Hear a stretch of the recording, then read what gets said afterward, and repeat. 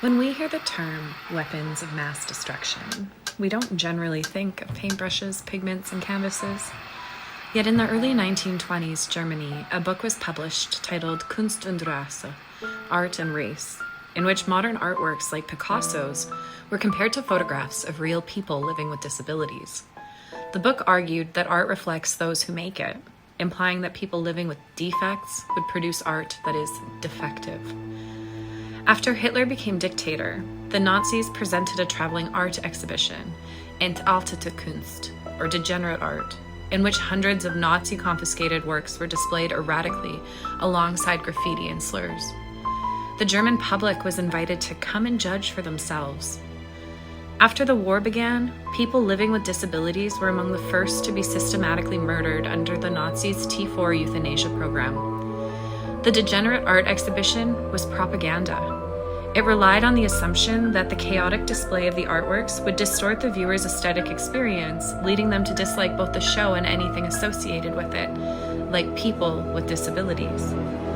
It made me think, if art can sway public opinion, what else can it sway? How does it create momentum for change within the person viewing it? And can we notice it happening? My research focuses on the lived and psychological experience of art viewing, but not just any art.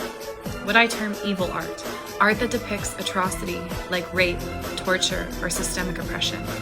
And not for spectacle or shock value, but because these artworks are visual stories meant to be heard. If we listen to them, if we think about them, and if we interact with them, can they have a measurable effect on our mood, our affect, our empathy? I'm welcoming viewers into a gallery to observe evil art.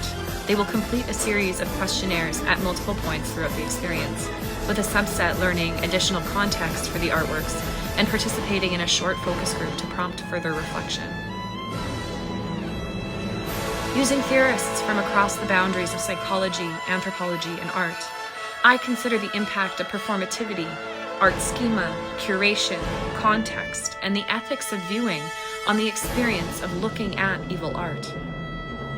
This work is about what happens in the space between the artwork and the viewer, and the juxtaposition of knowing or not knowing its context. When we view evil art, we are not passive spectators. We become participants in the ever-present question of what it means to witness, to feel, and to be human.